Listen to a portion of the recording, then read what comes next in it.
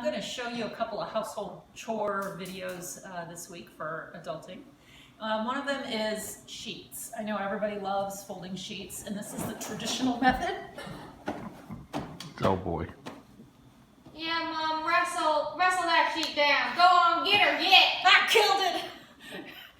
Oh it's ready to be put in a drawer. Yeah, You shut not it so down much. just like it was a raccoon. So next, what you really do, this is just a twin, so it's a little easier. Find a corner, find a corner. Now this is the flat sheet, so this is even easier.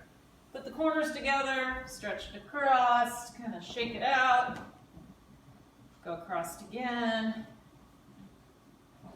You can kind of fold it over till it's even, meet the ends. I mean, this is pretty simple stuff, right? You could even do it on a bed or a table if you needed it easier. Basically just fold it until it fits in whatever space you stored it. But this little guy, this is the one that everybody hates. So what you do is you find the pockets. So you put your hand in a pocket, and then the other pocket, the long ones. So I got a hand in each pocket.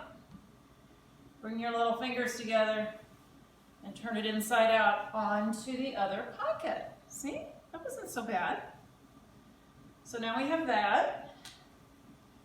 We're going to come down here, find the other two pockets. Where'd they go? There's one. I have to turn it inside out. There we go. Now, basically, you got to get the elastic to line up. So I had to turn it inside out. Now, I can find those pockets, okay? So there's those pockets. So you have it like literally folded in half, the pockets together.